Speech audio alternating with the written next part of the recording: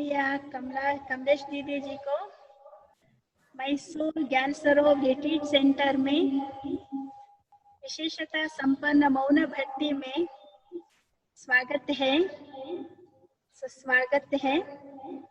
हमारे तपस्वी मूर्त माताएं और स्नेही कन्याएं भी इसमें बैठी हैं।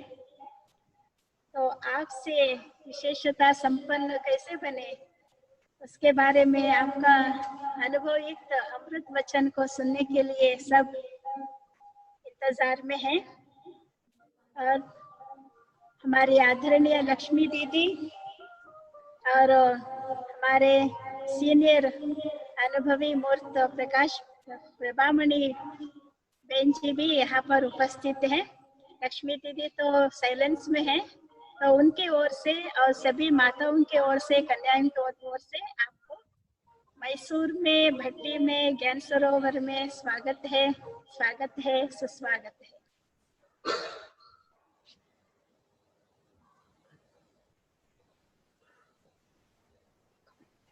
थैंक यू शारदा बहन। सबसे पहले तो मैं हमारी स्नेही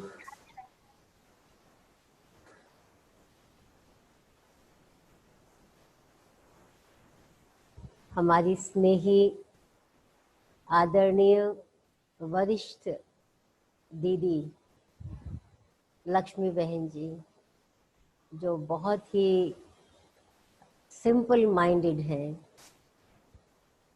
और बहुत ही डाउन टू अर्थ पर्सनालिटी हैं, ऐसी हमारी बड़ी बहन को मैं बहुत बहुत मेरा आभार प्रकट करती हूँ, जिन्होंने मुझे मैसूर में आप सबके साथ मिलने का मौका दिया। तो हम सभी इस साइंस के साधन के द्वारा मिल रहे हैं। इससे पहले आज के विषय को हम शुरुआत करें तो मैं सबसे पहले अनुरोध करूंगी कि हम 2 मिनट के लिए सभी साइलेंस में बैठेंगे और फिर हम शुरुआत करेंगे।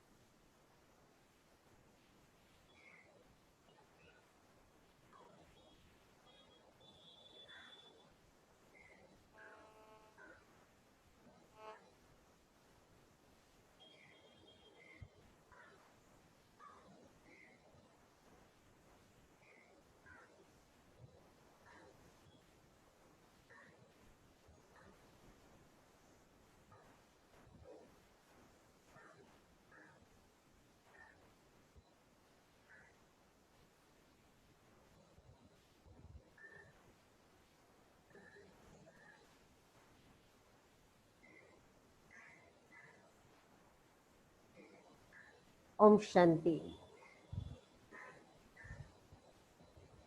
हमारी शारदा बहन जो निमित्त बन के ज्ञान सरोवर को लक्ष्मी बहन जी के साथ बड़े प्यार से और बड़ी जवाबदारी से उसको संभालती हैं, हमारे अन्य सभी वहाँ की बहनें, भाई और आप सभी माताएं,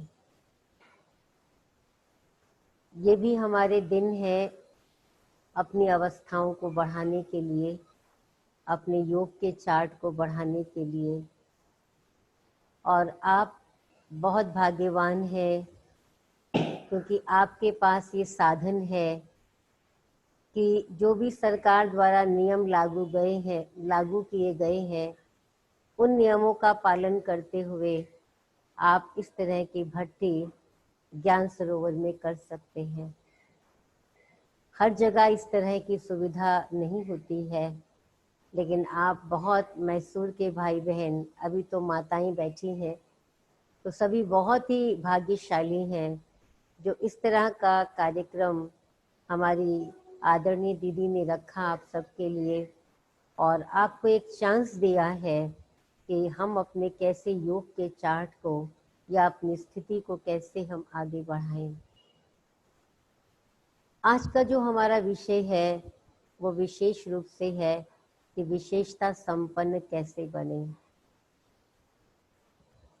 जब मैं इस पर सोच रही थी तो एक ख्याल चला कि आज अगर हम संसार के अंदर देखते हैं तो हर कोई व्यक्ति जो है वो विशेष दिखना चाहता है, चाहे वो सोशल गैदरिंग हो, फैमिली गैदरिंग हो, या कोई प्रोफेशनल्स की गैदरिंग हो, या कोई पार्टी हो। तो हर एक ये सोचता है कि मैं दूसरों से कुछ अलग दिखाई दूं, या तो बाहरी रूप से, या तो उसके कोई ऐसे कार्य से, मतलब किसी भी तरीके से वो अपने आप को कुछ विशेष दिखाना चाहता है, अलग दिखाना चाहता है। लेकिन बाबा ने तो, अगर हम ये सोचें, बाबा ने तो संगम पर हर ब्राह्मण आत्मा को ही विशेष आत्मा बना दिया है। जन्मते ही हमको बाबा ने ये टाइटल दे दिया कि बच्चे आप विशेष आत्मा हो। तो अब विशेषताओं से संपन्न बनना, बात यहाँ आती है। देखिए, दो चीजें हैं। विशेषता को इंग्लिश में या तो हम कहते हैं स्पेशलिटीज, ठीक है, कोई ना कोई स्पेशल कार्य करना, कोई ना कोई अपने अंदर एक ऐसा कोई गुण भर लेना, ऐसी कोई कला भर लेना जो जिससे हम बाबा की सेवा में बाबा के मददगार भी बन सके, और उसी विशेषता के कारण हम ऑटोमेटिकली आगे आ जाते हैं। तो बाबा ने हमें पहले से ये टाइटल दिया कि विशेष आत्मा हो आप, और बाबा ने हमारे अंदर बहुत सारी विशेषताएं भरी है। लेकिन सबसे पहले हम ये सोचें कि बाबा ने हमें जो कहा कि बच्चे आप विशेष आत्मा हो, तो कैसे हम विशेष आत्मा हैं। अगर हम देखें तो हमारे में बहुत सारी विशेषताएं हैं, बहुत सारी विशेषताएं हैं। देखिए, एक बाबा ने हमारे लिए लक्ष्य रखा, लक्ष्य दिया हमको। वो लक्ष्य कौन सा था कि सर्व गुण संपन्न, 16 कला संपूर्ण, संपूर्ण निर्विकारी, मर्यादा पुरुषोत्तम। तो बाबा ने ये कहा कि बच्चे तुम्हें ये गुण अपने अंदर, जो भी गुण है वो सभी गुण धारण करने हैं। और वो गुण बाबा ने हमें बता दिए कि देवताई गुण जो है, वो दैवी गुण है, वो हमें धारण करने हैं, हर एक को धारण करने हैं। हर एक को मधुरता जीवन में लानी है, हर एक को विनम्रता जीवन में लानी है, हर एक को हर्षित मुख रहना है, हर एक को अंतर्मुखी बनना है। It's okay, fine. लेकिन जब हम विशेषता की बात करते हैं, देखिए, हर एक में अपनी अपनी विशेषता होती है। हर एक के अंदर, किसी के अंदर भोजन बनाने की विशेषता होती है, किसी के अंदर भोजन परोसने की विशेषता होती है, किसी के अंदर जो है साफ सफाई की विशेषता होती है, किसी के अंदर घर को सजाने की विशेषता होती है, किसी के अंदर भाषण करने की विशेषता होती है, किसी के अंदर किसी को इम्प्रेस करने की विशेषता होती है। ऐसी बहुत सी विशेषताएं हर एक के अंदर अपनी अपनी होती है। दुनिया में भी आप देखेंगे, कहते हैं ये फलाना इस चीज का एक्सपर्टीज है। मान लीजिए मेडिकल फील्ड है, मेडिकल फील्ड में तो बहुत सारी बातें हैं, लेकिन एक डॉक्टर, ये फलाना हार्ट का डॉक्टर है, ये फलाना डॉक्टर जो है ये फिजिशियन है, इसमें इसकी एक्सपर्टीज है। कोई डॉक्टर है वो एस्थमा का चेस्ट स्पेशलिस्ट है, तो उनकी अपनी अपनी एक्सपर्टीज रहती है। ऐसे आप देखेंगे इंजीनियरिंग है, उसमें भी अपनी अपनी एक्सपर्टीज, अपनी अपनी कला रहती है। इसी प्रकार बाबा ने हम बच्चों को एक विशेष आत्मा का टाइटल दिया, तो हमें विशेषताओं से संपन्न बनना है। कैसे संपन्न बनना है, बात है ये। इसमें सबसे ज्यादा जो रोल प्ले करती है वो रोल प्ले करती है हमारी स्मृति। हम कहते हैं कि मुझे विशेषता संपन्न बनना है। अब विशेषता संपन्न बनना है, अब आप सब माताएं यहाँ बैठी हो, बहुत उसमें से एजुकेटेड माताएं होंगी, कोई प्रोफेशन में होंगी, कोई हाउसवाइफ होंगी, अपने अपने तरीके से सब आप सब होंगे। लेकिन हम कैसे विशेष आत्मा बन सकते हैं, एस्पेशली जो प्रवृत्ति में रहने वाली हैं, जो वर्किंग नहीं है, तो कभी कभी वो माताएं ये सोचती हैं कि हम कैसे विशेष आत्मा बन सकते हैं। और कभी कभी इन जनरल जो दूसरे भी हैं वो भी ये सोचते हैं कि हम कैसे विशेष आत्मा बन सकते हैं। देखिए, इसके अंदर स्मृति जो है वो बहुत बड़ा काम करती है। हम सबसे पहले ये देखें कि मनुष्य अपने आप को विशेष कैसे समझता है। संसार में यदि हम देखते हैं, किसी का जन्म यदि बड़े घराने में होता है तो वो अपने आप को बड़ा विशेष समझता है, क्योंकि उसका जो परिवार है जिसमें उसने जन्म लिया है वो बहुत बड़ा परिवार है।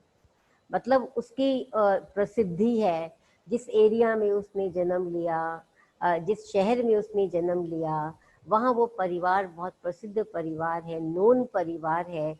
तो उसमें जन्म लेना वाला जो बच्चा है, जो व्यक्ति है, वो अपने आप को कुछ ग्रेट समझता है कि मेरा परिवार ऐसा है, और उसका व्यवहार भी वैसे ही होता है। इसी प्रकार यदि किसी की पोजीशन बहुत बड़ी हो, किसी का सोशल स्टेटस बहुत बड़ा हो, किसी की जो कुल है वो बहुत बड़ा हो, किसी के पास बहुत ज्यादा धन संपत्ति जायदाद हो, तो अपने आप को विशेष समझते हैं। ऐसी बहुत सी चीजें हैं। अगर हम अपने आप को देखें कि जैसे ही हमने बाबा के घर में जन्म लिया, तो जन्मते ही बाबा ने मुझे कौन सा टाइटल दिया कि बच्चे आप ब्राह्मण, ब्रह्मा मुख वंशावली ब्राह्मण हो। अगर आप देखें, कुल माने कौन सा हो गया ब्राह्मण का। दुनिया में ब्राह्मण कुल सबसे उच्च कुल माना जाता है, श्रेष्ठ कुल माना जाता है।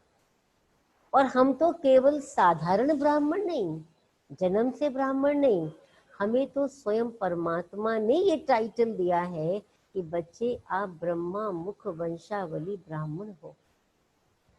हम बीके हैं।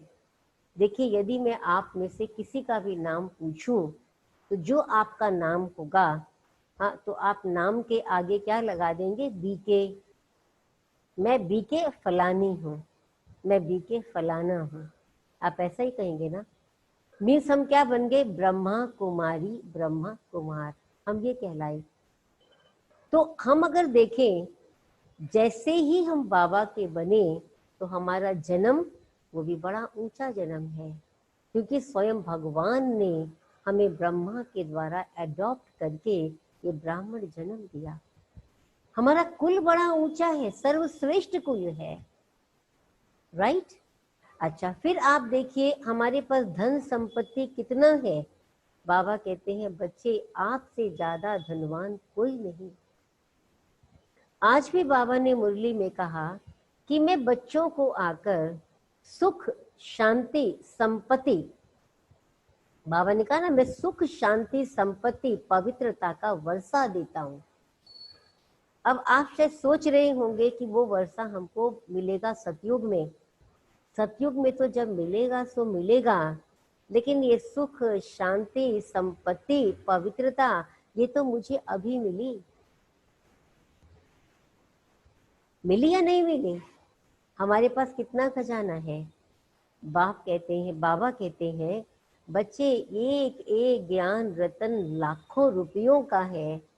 अगर आप सोचो मेरे पास 10,000 ज्ञान रतन है और 10,000 ज्ञान रत्नों को आप लाखों रुपयों से मल्टीप्लाई कर लो तो मेरे पास कितना खजाना होगा। आप इमेजिन करो, मैं कितनी संपत्तिवान हूँ, मैं कितनी धनवान हूँ। और पिछले दिनों जो बाबा की मुरलियां चली, उन मुरलियों में बाबा ने बार बार ये बात कही है कि बच्चे मैं तुम्हें धनवान बनाता हूँ। किसी के पास जास्ती धन होता है, उसको कितना नशा रहता है, उसके हर घर के मेंबर को बड़ा नशा रहता है। और हम तो बड़े धनवान हैं, स्वयं भगवान ने हमें धनवान बनाया है, मैं विशेष हूं ना। ऐसे ही आप एक एक बात देखेंगे। एजुकेशन, किसी की खास एजुकेशन यदि होती है, कोई बहुत ज्यादा पढ़ा लिखा होता है, जैसे विद्वान पंडित जिन्होंने बहुत शास्त्रों का अध्ययन किया हुआ होता है, और शास्त्रों के आधार से, अध्ययन के आधार से जिन्होंने बहुत सारे टाइटल्स ले लिए होते हैं, उनको भी विशेष माना जाता है, वो भी अपने आप को विशेष समझते हैं। और हमारी एजुकेशन, हमारी पढ़ाई कौन सी पढ़ाई है? ये नई पढ़ाई है, ये नई शिक्षा है, जो किसी दुनिया की हिस्ट्री में नहीं है, जो दुनिया के किसी भी इतिहास में नहीं है, जो कोई भी वेद शास्त्र में नहीं है, जो कोई भी फिलॉसफी में नहीं है। ये स्वयं परमात्मा ने मुझे ये नया ज्ञान दिया है, जो किसी को भी पता नहीं है। बड़े ते बड़े लोग जो पढ़े लिखे थे, पढ़े लिखे हैं, उनको भी ये ज्ञान पता नहीं है जो मुझे ज्ञान पता है। तो मैं कितनी विशेष आत्मा हूँ। आप एक एक बात को यदि सोचेंगे, जैसे दुनिया में जो अपने आप को विशेष समझते हैं, उस हिसाब से सोचेंगे, तो हम देखेंगे तो हम कितनी विशेष आत्मा है। तो ये आवश्यकता किस चीज की है? अपनी स्मृति को बदलने की। और कैसे हम विशेष आत्मा हैं? और सोचिए कैसे हम विशेष आत्मा हैं। मेरे में कौन सी विशेषता है? मुझे बाबा के वो महावाक्य याद आते हैं, जब बाबा ने कहा था कि बच्चे, मेरा हर बच्चा विशेष है।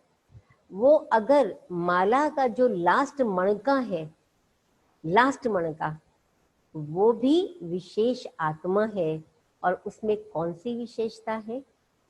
भले भाषण करने की विशेषता ना हो, ज्ञान स्पष्ट करने की विशेषता ना हो, ज्ञान को समझाने की विशेषता ना हो, ज्ञान को देने की विशेषता ना हो, लेकिन एक विशेषता मेरे सारे बच्चों में है। और वो कौन सी विशेषता है? भगवान को पहचानने की विशेषता। बड़े बड़े ऋषि मुनि नहीं पहचान पाए, बड़े बड़े विद्वान पंडित नहीं उसको पहचान पाए, बड़े बड़े वैज्ञानिक राजनेता उसको पहचान नहीं पाए, बड़े बड़े राजा महाराजा पहचान नहीं पाए, लेकिन हमने उनको पहचान लिया। तो हम कितनी विशेष आत्माएं हैं। न केवल भगवान को पहचानने की विशेषता, लेकिन भगवान को अपना बनाने की विशेषता। हमने केवल उसको पहचाना नहीं, हमने उसको अपना बना लिया। हमने क्या कहा? बाबा आप मेरे। और बाबा ने क्या कहा? बच्चे आप मेरे। कितनी बड़ी विशेषता है कि मैंने भगवान को न केवल पहचाना, लेकिन अपना बनाया। और उसके साथ साथ भगवान ने मुझे अपना बनाया। आप सोचो, वो भगवान जो परम हस्ती है, जो ऊंचे ते ऊंचा है, जो सर्वशक्तिमान है, उसने मुझे अपना बनाया, उसने मुझे स्वीकार किया। आज आप देखो, दुनिया में जो बड़ी पोजीशन होल्ड किए हुए व्यक्ति होते हैं, उनसे अगर हमारी थोड़ी भी एक्वेंटेंस होती है, थोड़ी भी जान पहचान होती है ना, तो जिसकी जान पहचान होती है ना, उसको बड़ा नशा होता है। वो बात करते भी क्या कहेगा? हाँ हाँ मैं उनको जानता हूँ, बताओ क्या काम है, मैं उनसे काम करा सकता हूँ। वो अपने आप को बड़ा ऊंचा समझता है। और आप सोचो, हमें तो भगवान ने अपना बना लिया, हमको स्वीकार कर लिया। कितनी बड़ी बात है। हम विशेष हैं, तभी तो लाखों करोड़ों आत्माओं में से औरों को नहीं चुना, हमको चुना। तो बाबा कहते हैं आप और सोचो क्या विशेषता है मेरे अंदर। केवल ना भगवान को पहचानने की, बनाने की, उसने मुझे अपना बनाया वो विशेषता, लेकिन भगवान का बनकर उसका मददगार बनने की विशेषता, ये भी तो मेरे में विशेषता है ना। हम सब बाबा के, हम सब बाप दादा के कार्य में सहयोगी है ना, हम उनके मददगार है ना, हमारे में ये विशेषता है ना। हम अपना तन, अपना मन, अपना धन, अपने संकल्प, अपनी वाणी, अपना कर्म यथा योग्य यथा शक्ति बाबा की सेवाओं में अर्पित करते हैं। अब वो कौन कितना करता है, वो हर एक का अपना अपना पुरुषार्थ और अपना अपना भाग्य, अपना अपना नंबर है, नंबर वाइज, लेकिन है तो हम बाबा के मददगार। भगवान के कार्य में सहयोगी बनना, आप सोचिए कितनी बड़ी बात है हमारे लिए। तो ऐसे अगर हम सोचें, और बाबा ने हमें जन्मते ही कितने सारे टाइटल हम बच्चों को दे दिए कि तुम कौन हो। बाबा ने कितनी श्रेष्ठ स्मृतियां हमको दी, और उतनी सब श्रेष्ठ स्मृतियों को अगर हम अपने मन में लेकर आते हैं, यानी जो जो बातें, जो जो टाइटल्स बाबा ने हमें दिए, अगर हम उनको स्मृति में लाते हैं तो उससे ऑटोमेटिकली मेरी स्थिति बनती है। क्योंकि कहते हैं स्मृति से स्थिति, स्मृति आधार है हमारी स्थिति का, हमारी वृत्ति का, हमारे बोल का, हमारे कर्मों का। इसीलिए मुझे श्रेष्ठ स्मृतियां अपने मन में लानी होंगी। अगर वो श्रेष्ठ स्मृतियां हम भूल जाते हैं, बुद्धि से खिसक जाती हैं, तो क्या हो जाता है, अगर वो स्मृतियां खिसक जाएंगी तो फिर हम ये जो विशेषता संपन्न हमको बनना चाहिए वो हम नहीं बन पाएंगे। तो इसलिए स्मृतियों को ध्यान में रखना ये बहुत जरूरी है। जो बाबा के ये संडे जो गया, उससे पिछले संडे की जो बाबा के अव्यक्त महावाक्य चले, उसमें बाबा ने क्या कहा कि बच्चे हर एक बात में अपने को विशेष समझो। मेरा बोलना भी विशेष, मेरा देखना भी विशेष, मेरा सोचना भी विशेष, मेरा करना भी विशेष, हर चीज विशेष। कभी कभी क्या होता है, हम अपनी विशेषताओं को भूल जाते हैं और हम अपनी साधारणता को सामने रखते हैं, क्योंकि हम तो हैं, बाबा के सारे बच्चे हैं साधारण, और वैसे भी बाबा ने हमें सिंपल लाइफ दी है। देखिए सिंप्लिसिटी और विशेषता, ऐसा नहीं है कि बाहरी शो हमको विशेषता बनाता है या बाहरी ज्ञान सुनाने का ढंग हमको विशेष बनाता है, ऐसा नहीं होता है। हमारी जो अंदर के जो व्यवहार होते हैं, हमारे कर्म होते हैं, क्योंकि जैसे बाबा ने कहा था बच्चे, विशेष आत्मा बनना अर्थात विशेष निमित्त बनना, निमित्त बन के कार्य करना, कार्य के, विशेष कार्य के निमित्त बनना, ये बाबा का शब्द था। तो विशेष कार्य कौन सा है? आप देखो, देखना, मेरा बोलना, मेरा सोचना। हम कभी कभी क्यों भूल जाते हैं, हम अपने को साधारण समझ लेते हैं, वो श्रेष्ठ स्मृतियां मेरी बुद्धि से गायब हो जाती हैं। मुझे याद आ रहा है कि बाबा ने हमें विशेष रूप से होमवर्क दिया इस साल कि बच्चे 5 स्वरूप का अभ्यास करो। याद है जो बाबा के हमने अभी रिवाइज कोर्स के महावाक्य जो ये वीडियो टेप द्वारा सुने। गुलजार दादी तो आप सब जानते हैं, सब यहाँ बॉम्बे में ही है। इस साल जो हमने लास्ट फरवरी तक बाबा के महावाक्य सुने, उन महावाक्यों में बाबा ने कहा था कि बच्चे 5 स्वरूप का अभ्यास रोज करो। अगर आप सोचे मैं 5 स्वरूप का अभ्यास रोज करती हूँ, और बाबा ने खास कहा था बच्चे ये ड्रिल 8 बार करो। अगर ये ड्रिल मैं 8 बार करूं, आपको ऐसा नहीं लगता है कि मेरी स्मृतियों में परिवर्तन आएगा? मैं कौन हूं? मैं अनादि आत्मा वो तो है ही।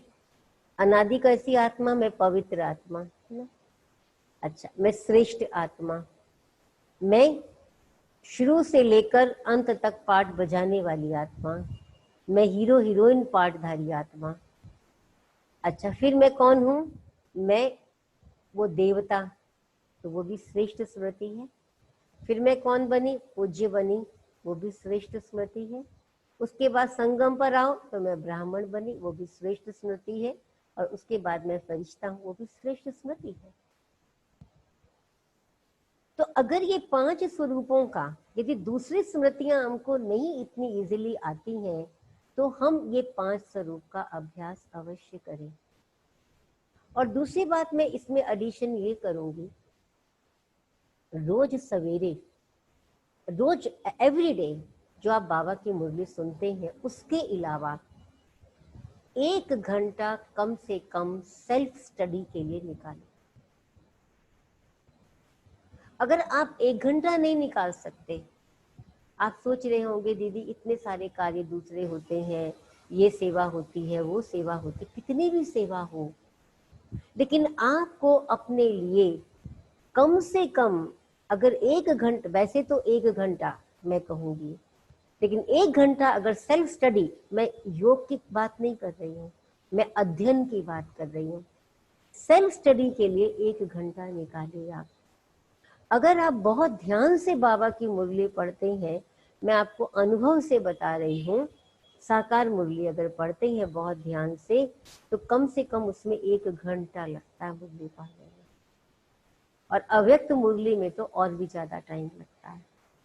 आप सेल्फ स्टडी के लिए समय निकालें, और उस मुरली में से जो उस दिन की मुरली है, ये जो हम आज तक आज हम लोग क्या करते रहते हैं, वीडियो देखते रहते हैं, इसकी क्लास सुना, उसकी क्लास सुना, ये सुना, वो सुना।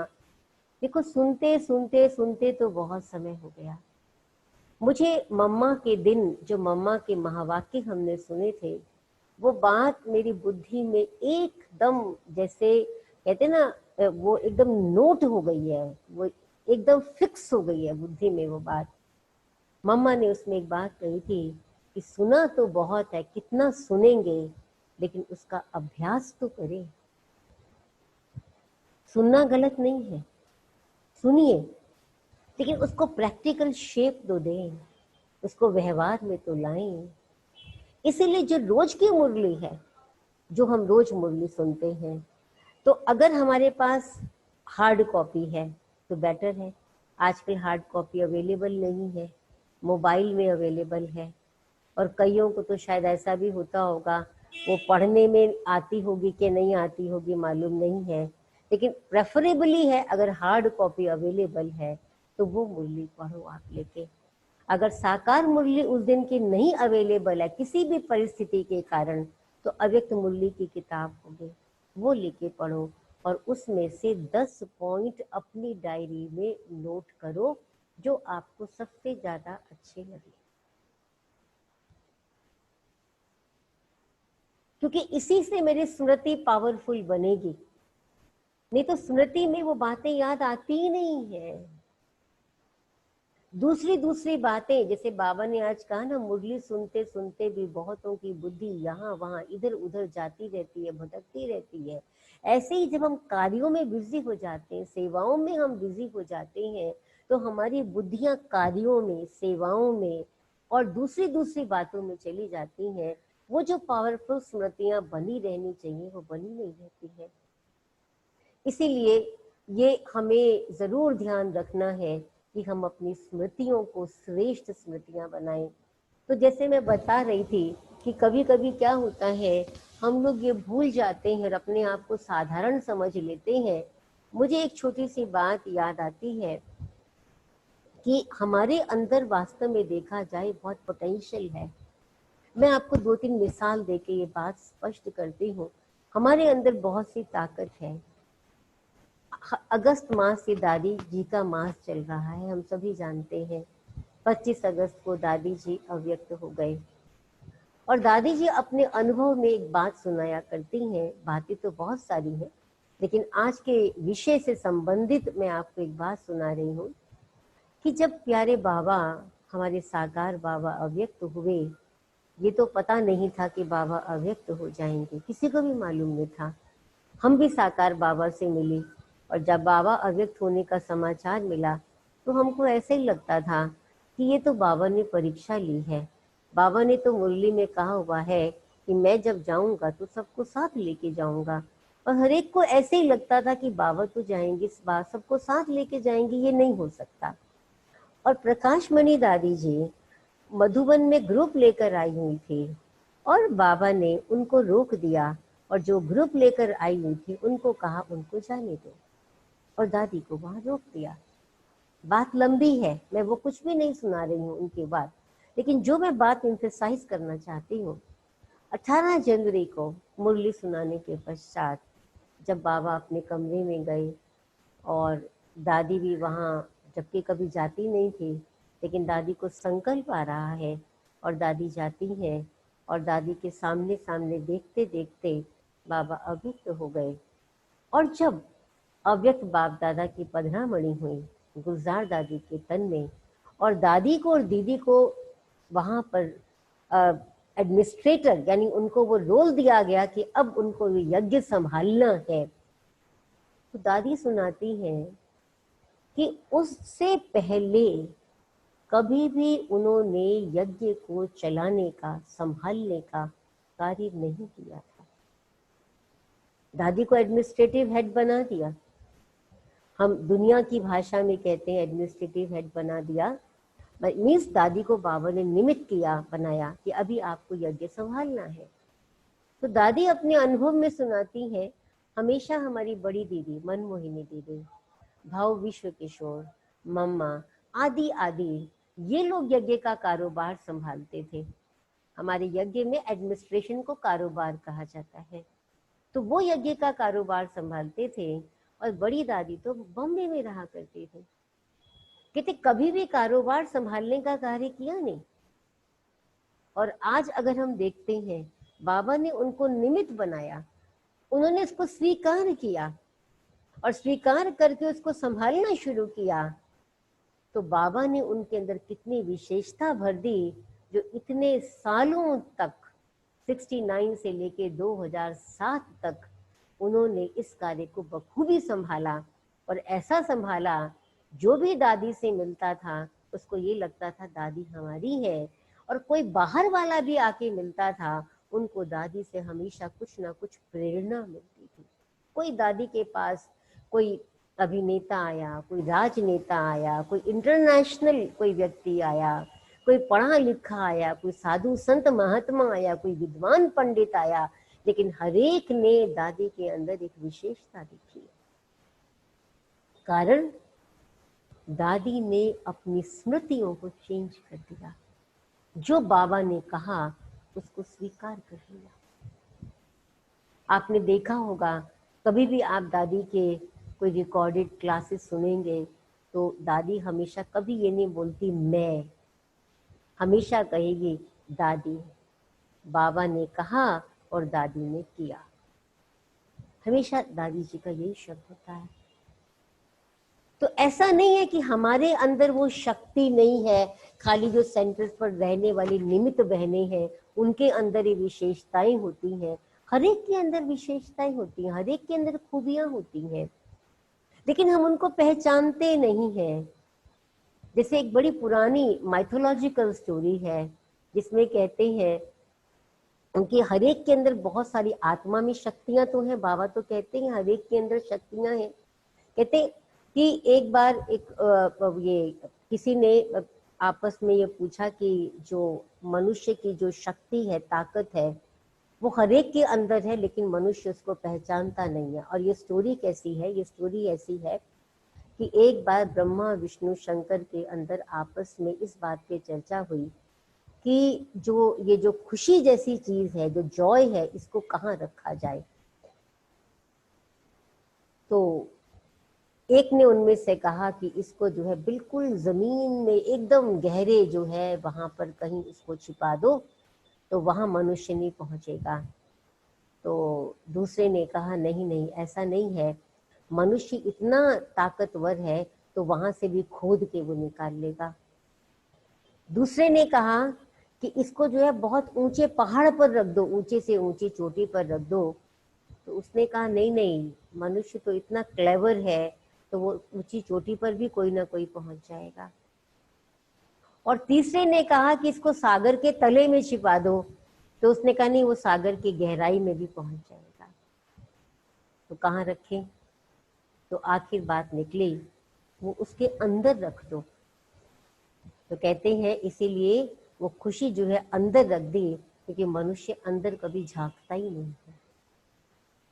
और बाबा ने सबसे पहले हमें क्या कहा? हे बच्चे, हे आत्माओं, अपने अंदर देखो, मेरे अंदर कितनी ताकत भरी है।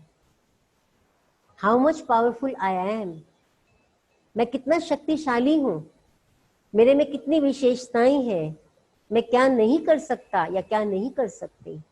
कि बाबा ने हमें कहा, लेकिन वो ताकत हमारे अंदर है, लेकिन हम उसको यूज नहीं करते हैं, इसलिए ऐसा होता है।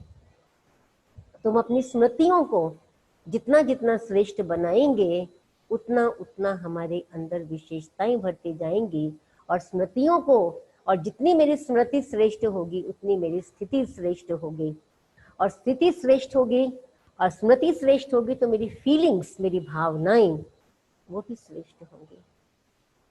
और जहां पर आप देखिए स्मृतियां, यानी मेरी मेमोरीज, मेरे अंदर जो संकल्प उत्पन्न होते हैं वो श्रेष्ठ है, मेरी भावनाएं श्रेष्ठ है, तो मेरा बोलना कैसा होगा, मेरा देखना कैसा होगा? आप सोचो, वो भी तो श्रेष्ठ होगा ना। तो हमें क्या ध्यान रखना है, वो दूसरी बात मैं बताना चाहती हूँ कि कैसे स्थिति मेरी जब श्रेष्ठ बन जाती है और कैसे हमारे अंदर वो विशेषताएं आ जाती हैं, तो हम किस बात का ध्यान रखें, मेरा बोलना कैसा हो। वो भी बाबा ने हमें कहा, बोलना भी मेरा विशेष। देखो, एक बोल, बोल वही होता है, होता वो बोल ही है, लेकिन एक बोल महावाक्य कहलाता है, एक बोल वरदान कहलाता है, और एक बोल श्राप कहलाता है। अब मुझे कौन से बोल बोलने हैं? हम क्यों किसी के लिए गलत बोलें? हम क्यों किसी के लिए कमी कमजोरियों वाले बोल बोलें? और बोलते तभी हैं जब देखते हैं ऐसा, क्योंकि देखने पर बहुत कुछ आधारित है। इसलिए मेरा देखना कैसा हो। अब मेरा देखना भी कैसा हो, हम आमतौर से क्या करेंगे, दूसरे के जो फॉल्ट्स हैं, दूसरों ने जो कुछ गलत किया है, या दूसरों के अंदर जो नेगेटिविटी है, नकारात्मकता है, जो उनके अंदर कुछ इस प्रकार के डिफेक्ट्स हैं, वीकनेसेस हैं, हम वो जो है वो देखते हैं। और बोल में इसीलिए परिचिंतन हमारे आता है ना? सोच, जब मेरी देखा मैंने ऐसे, फिर मेरी सोच ऐसी हुई, परिचिंतन चला, और फिर मैंने उसको बोला, पर निंदा की मैंने। तो मेरा देखना कैसा हो। एक मुझे एक और छोटी सी बात याद आ रही है कि एक मनुष्य था,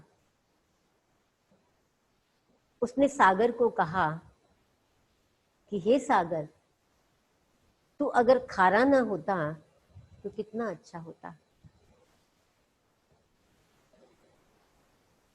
फिर वहां पास में ही एक बगीचा था, और उसने वहां गुलाब देखे और गुलाब को कहा, गुलाब, अगर तेरे में कांटे ना होते तो कितना अच्छा होता। फिर उसने एक कोयल को देखा और कोयल को देख के कहा, कोयल, अगर तू काली ना होती तो कितना अच्छा होता। इतने में तीनों ने मिलकर उस मनुष्य को कहा, हे मनुष्य, अगर तुझ में कमियां देखने की आदत ना होती तो कितना अच्छा होता। तो हम लोग क्या करते रहते हैं आम तौर से, ये एक हम देखते हैं एक कैजुअल बात है, ये बहुत यूजुअल है, ये बहुत आम तौर से ऐसा होता है कि हमको दूसरों की विशेषताएं कम दिखाई देती हैं, दूसरों की कमियां ज्यादा दिखाई देती हैं। और बाबा ने हमें कहा हुआ है कि बच्चे, अगर एक मेरा बच्चा, अगर उसके अंदर 99% कमियां हैं तो उसके अंदर एक विशेषता जरूर है। मुझे दादी जानकी जी की बात याद आती है। दादी जानकी जी हमेशा एक बात कहा करती थी कि अगर आप दूसरों की कमियां देखेंगे तो आपके अंदर भी वो कमियां आ जाएंगी, और अगर आप अपनी कमियां देखेंगे तो वो आपकी कमियां और भी गहरी होती चली जाएंगी। तो हम कभी कभी, अब देखिए, हम संपन्न तो सब नहीं बने हैं ना, अभी भी संपूर्ण होना तो हमको बाकी है ना। हम पुरुषार्थ तो कर ही रहे हैं ना, संपन्नता में अभी भी कमी है। मुझे मालूम है, आई नो, ये गैप्स है, ये मेरे अंदर कमी है, ये मुझे पूरा करना है, ये मुझे पता है। बाबा की मुरली के अनुसार बाप दादा को मैं, स्पेशली साकार बाबा को सामने रखते हुए, मैं स्वयं को देखती हूँ और मुझे मालूम पड़ता है कि अभी मुझे कितना और मार्ग तय करना है, ये मुझे पता है। लेकिन अगर मैं उसका बार बार चिंतन करती रहूंगी तो मेरा समय तो उसमें वेस्ट चला जाएगा।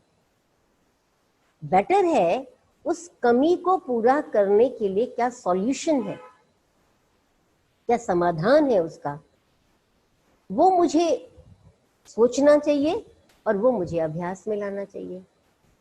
उसको अभ्यास में लाने की बजाय हम कभी कभी अपनी कमियों को देखते रहते हैं। और दूसरा क्या होता है, हम दूसरों की विशेषता देखने की बजाय हम उनकी कमियां कमजोरियां देखते भी हैं, वर्णन भी करते हैं। बनना है विशेषता संपन्न और हम चिंतन कर रहे हैं कमियों का, तो कमियां संपन्न बनेंगे या विशेषता संपन्न बनेंगे? सोचने की बात है ना ये भी।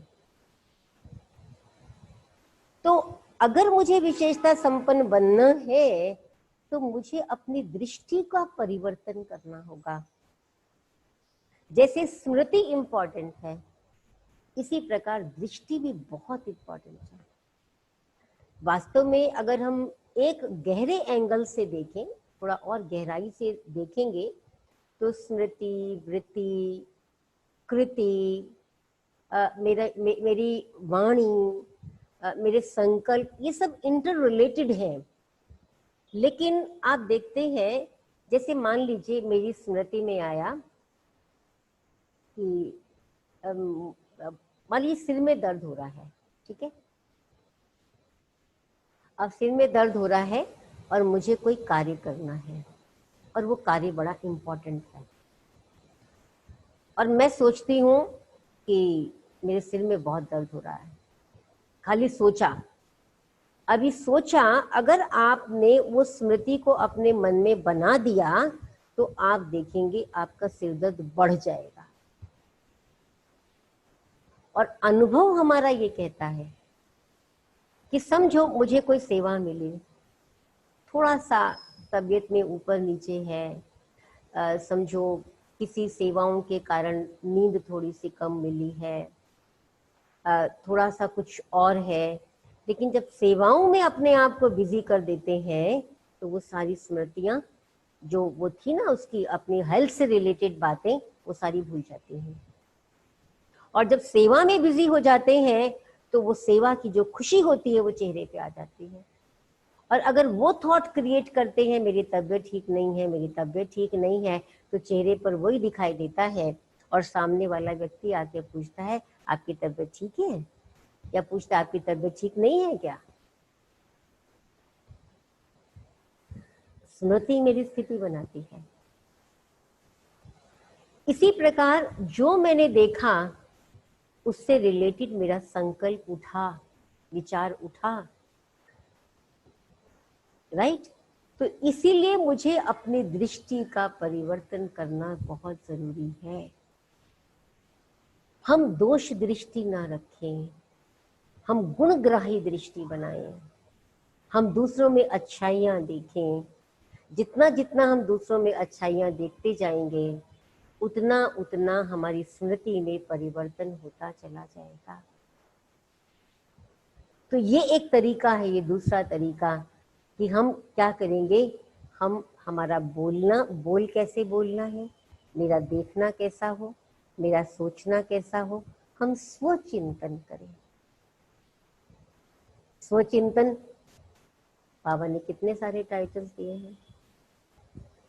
आज के समय के अनुसार अगर मैं कुछ टाइटल्स को स्मृति में रखूं, मैं प्रकृति पति हूं, प्रकृति की मालिक, मैं अर्जुन हूं। बाबा ने मुझे अर्जुन का टाइटल दिया है। अर्जुन कौन? जो पहले पहले करने वाला है, वो अर्जुन है ना, जो पहले पहले करता है। इसलिए गीता में आता है ना, हे अर्जुन। तो हम भी पहले पहले करने वालों में से है ना, जो बाबा ने कहा उसको हम करने वाले। मैं अर्जुन हूं, मैं पांडव हूं, मैं विघ्न विनाशक हूं, मैं माया जीत सो जगत जीत हूं,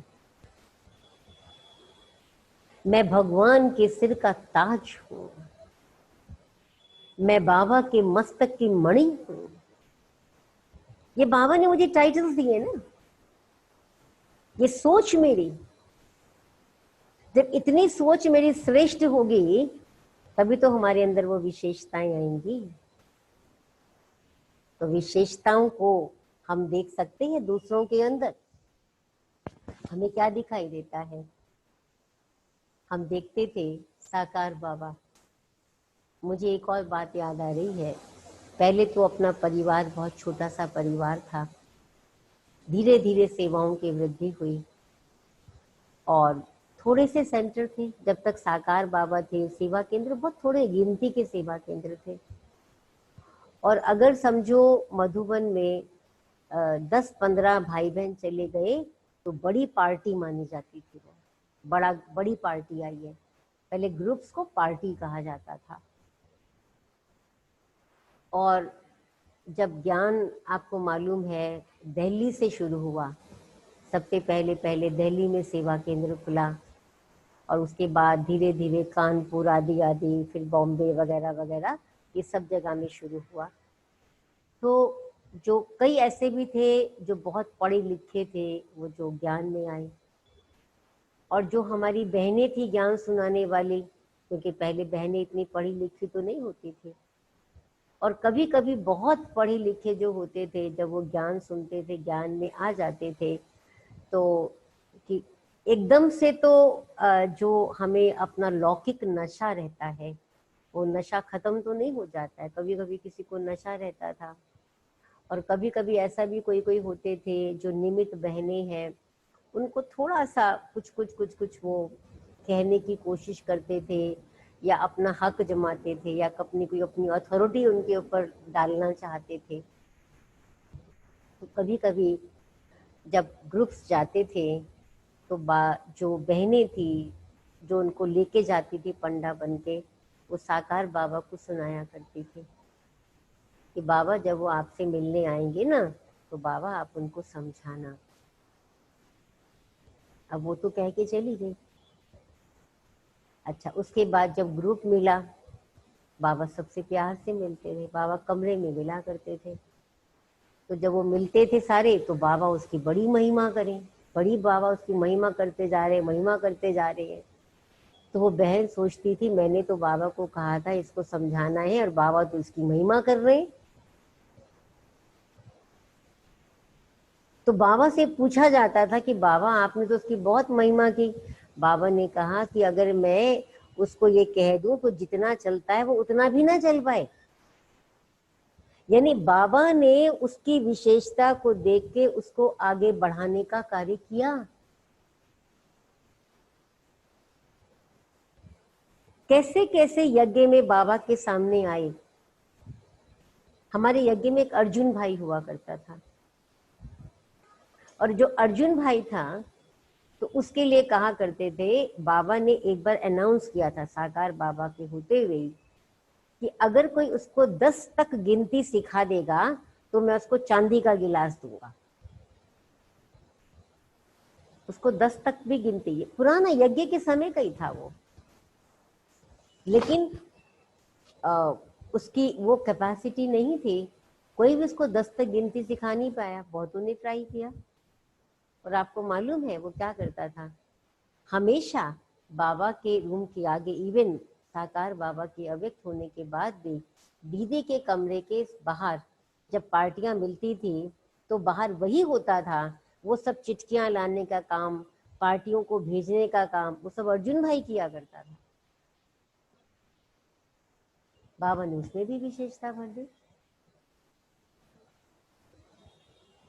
तो जब बाबा ऐसे ऐसों में विशेषता बाबा भर देते हैं तो हम क्यों नहीं अपने आप को विशेषता संपन्न बनाते हैं? एक कारण होता है क्यों हम नहीं बन पाते हैं, क्योंकि हम उस विशेषता को कार्य में नहीं लगाते हैं। जैसे किसी बहन ने आपको कहा, जो निमित बहन है, कि बहन जी आप ये कार्य करो, आप ये सोच लें कि हमने तो कभी किया ही नहीं है, हम कैसे करेंगे? और आप माताओं का अनुभव होगा, हो सकता है आपने कभी घर में वो चीज नहीं बनाई होगी, लेकिन जब आप सेंटर्स पर आते हैं और अब जब आप किचन की भंडारे में जब आप सेवाएं करते हैं, और सेवाएं करते हुए जब आपको वहां की निमित्त बहनें या कोई और चीज सिखाता है, और जब आप उसमें प्रैक्टिस करना शुरू करते हैं तो आपको, आपके अंदर वो विशेषता धीरे धीरे धीरे धीरे धीरे वो भर जाती है। आ गई ना मेरे में वो विशेषता, किसने भरी? ऐसे हम कहते हैं, जैसे बाबा कहते हैं कि बच्चे आपके अंदर जो है दूसरों को ज्ञान सुनाने की विशेषता होनी चाहिए, तुम्हारा मुख चलना चाहिए, बाबा कहते हैं। हम कह देंगे हम तो कभी सुना ही नहीं सकते हैं। ठीक है, हम नहीं सुना सकते हैं, हम दूसरा कुछ कर सकते हैं, लेकिन ट्राई तो करो, जैसे बाबा कहते हैं कि करने की, हम ट्राई नहीं करते हैं।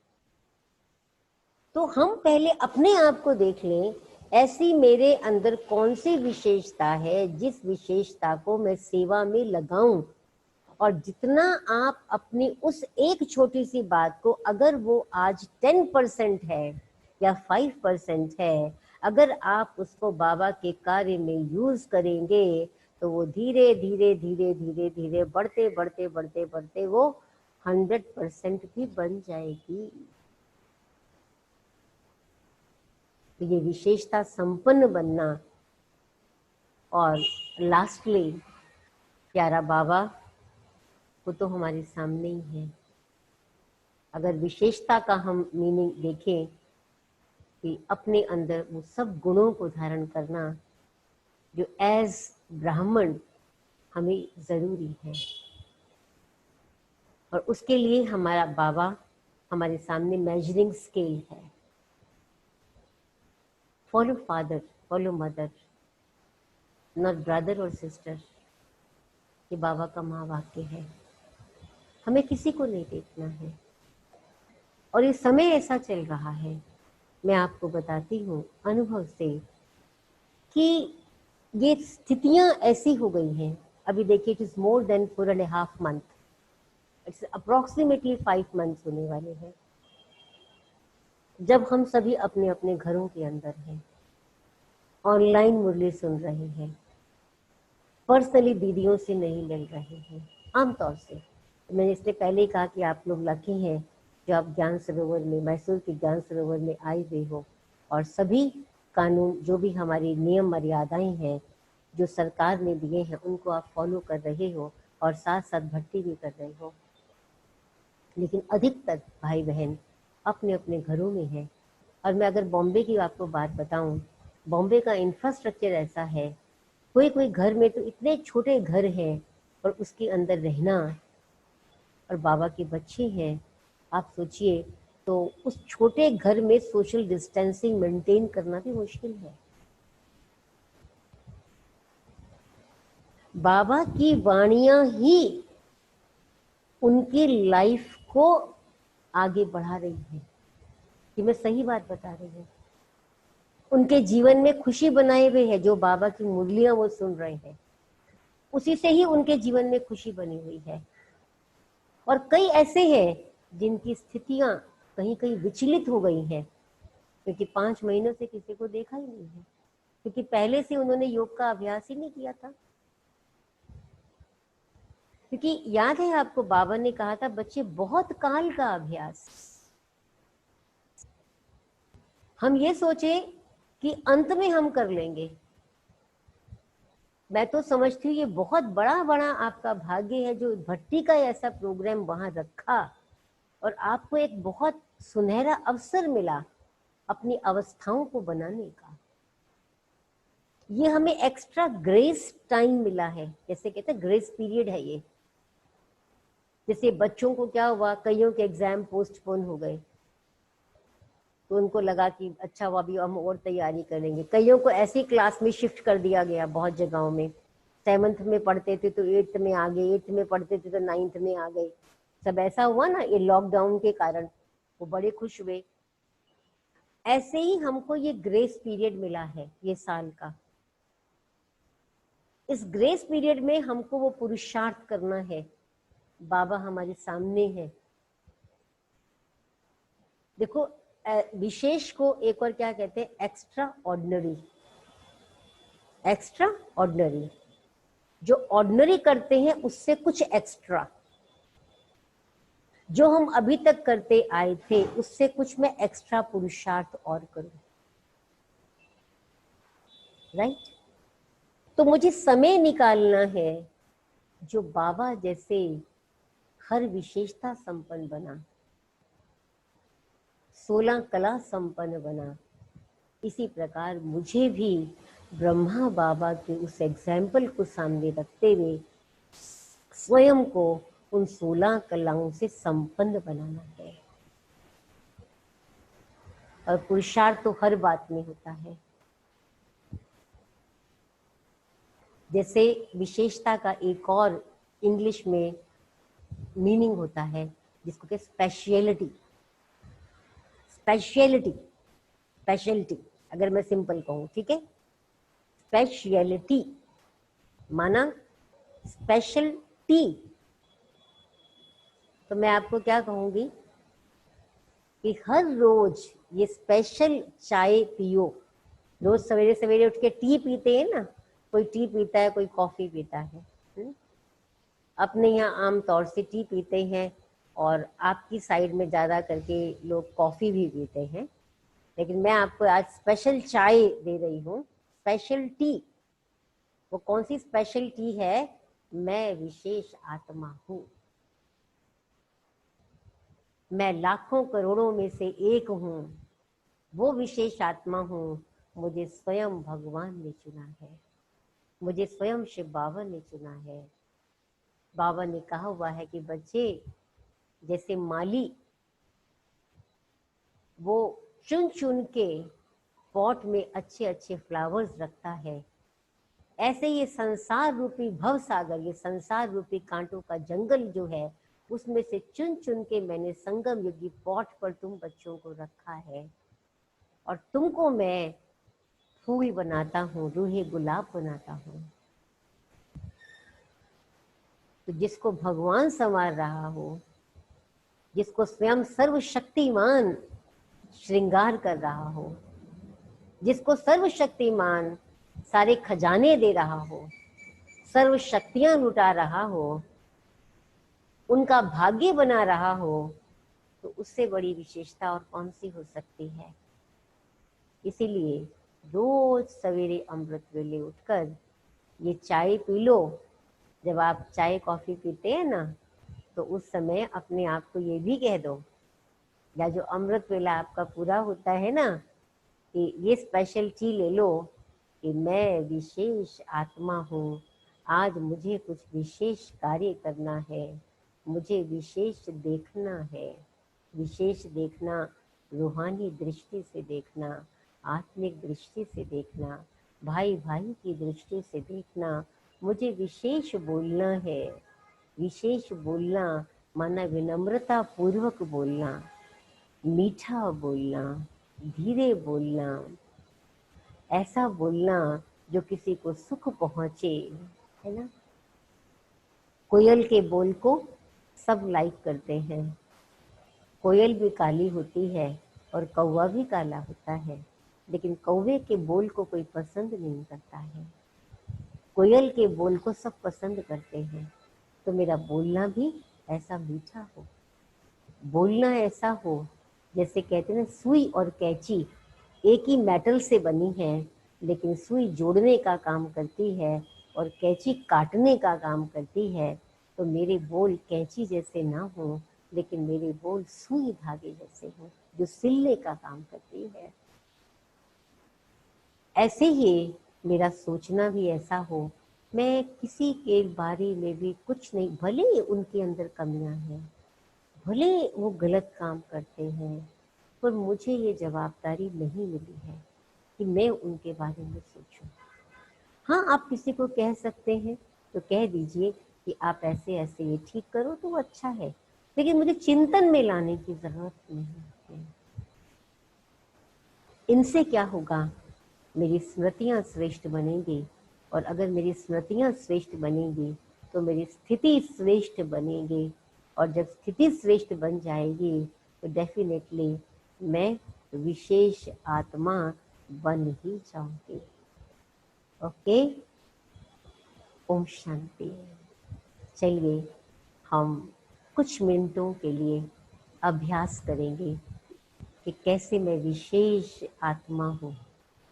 बाबा ने मेरे अंदर वो खूबियाँ भरी हैं, वो विशेषताएं भरी हैं जो किसी में भी नहीं है, ऐसी विशेषताएं। तो मैं आप सभी को कहूँगी कि आप सभी बिल्कुल जैसे बैठे हैं एकदम अलर्ट होकर बैठ जाएं, सीधे होकर बैठे,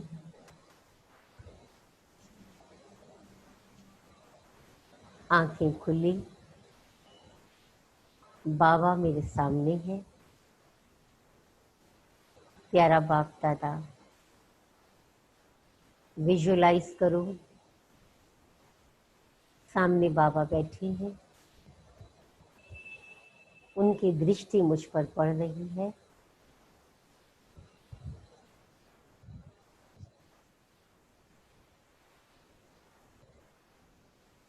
उनकी दृष्टि से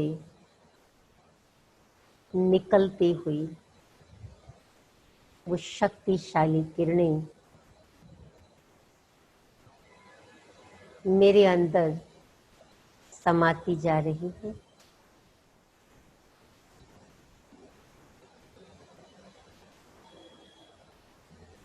मैं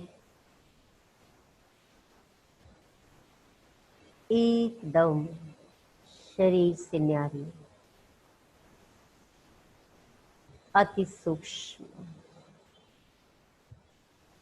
ज्योति बिंदु, शुद्ध चेतन आत्मा हूँ।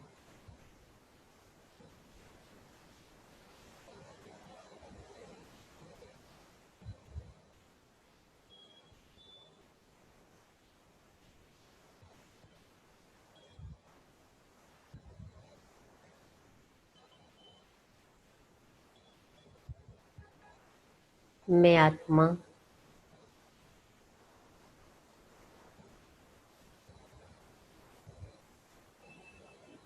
एक विशेष आत्मा हूँ।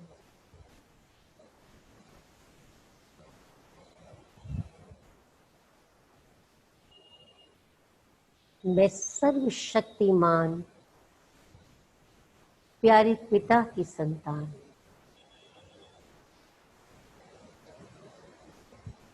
सर्व शक्तियों से भरपूर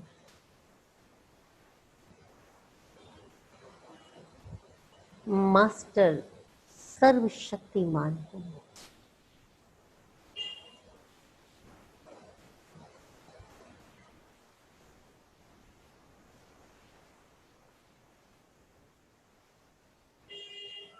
सारे कल्प में मेरा पार्ट मेरा रोल श्रेष्ठ पे श्रेष्ठ है,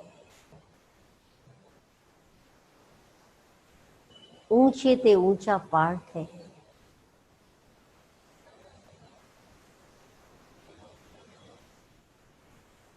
मैं मुख्य पाठधारी हूं।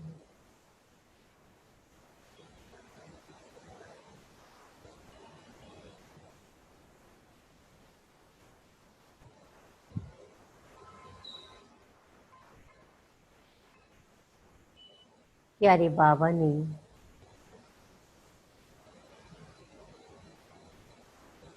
मुझे अनेक आत्माओं को शक्ति देने के लिए, उनको सकाश देने के लिए योग्य बनाया।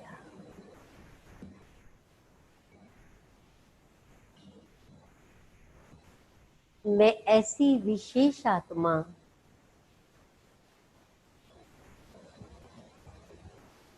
जो महादानी वरदानी,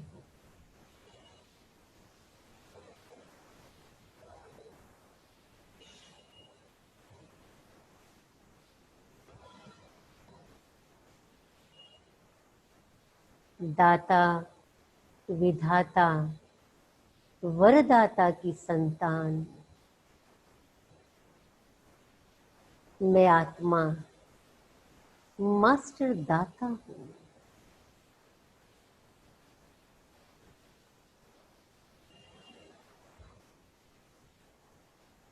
स्मृति में लाओ उस स्वरूप को, देने वाला स्वरूप।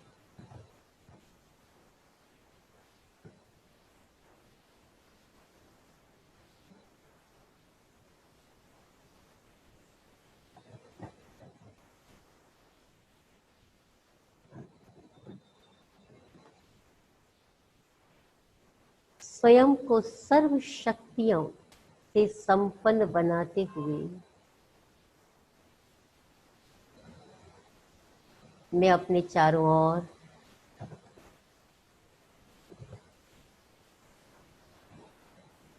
पावरफुल वातावरण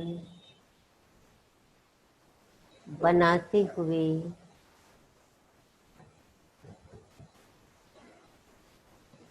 आत्माओं को सकाश दे रही हूँ।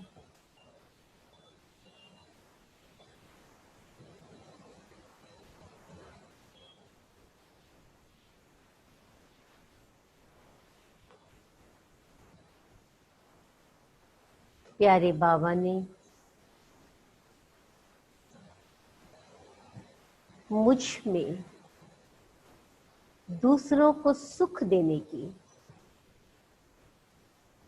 खुशी देने की, शांति देने की विशेषता भरी, वो शक्ति भरी।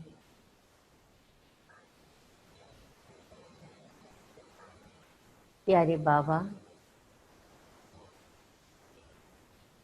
मैं आपका कोटि कोटि धन्यवाद करती हूँ जो आपने मुझे इस सृष्टि रूपी ड्रामा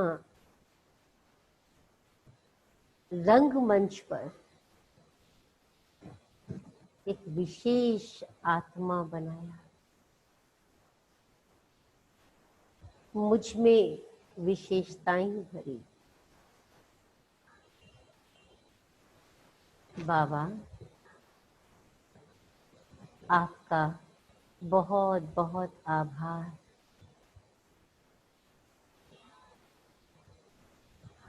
मैं सदैव आपके द्वारा बताई गई राह पर, आपके द्वारा दी गई योग्यताओं को, विशेषताओं को सेवाओं में अर्पित करती रहूंगी।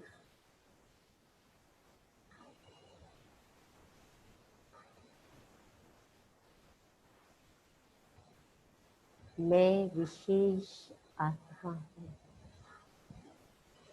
विशेषताओं से संपन्न हूँ। मेरी स्मृतियाँ श्रेष्ठ हैं, मेरी भावनाएं श्रेष्ठ हैं, मेरा व्यवहार श्रेष्ठ है, मेरे कर्म श्रेष्ठ हैं।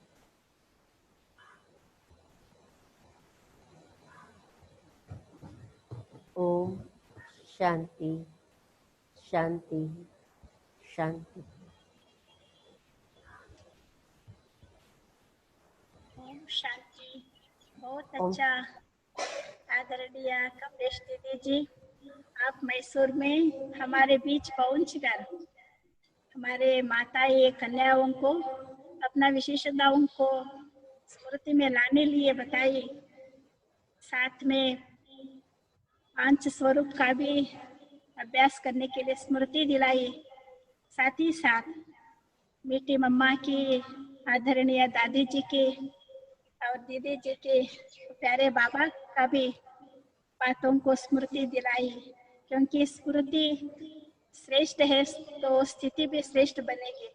इसलिए आपने बहुत अच्छी अच्छी पॉइंट्स सुनाई हैं, स्मृति में लाई है।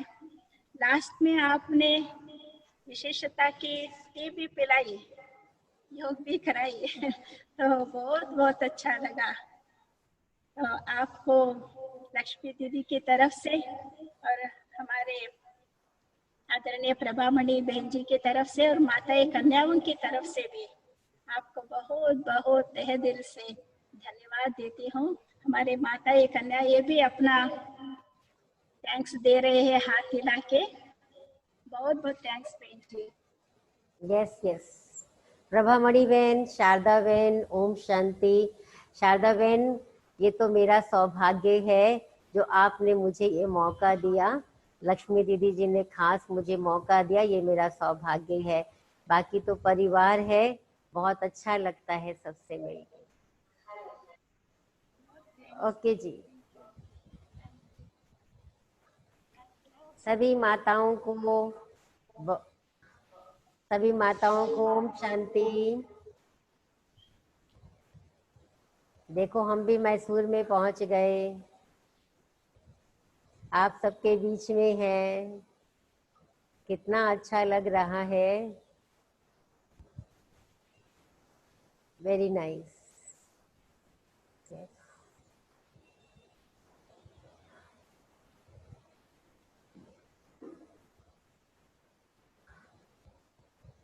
ओम शांति शारदा बहन।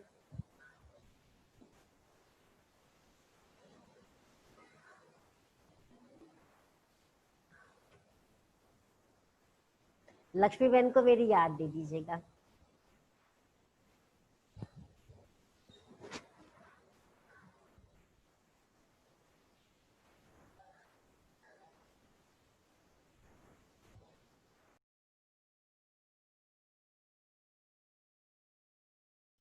Thank you. ओम शांति।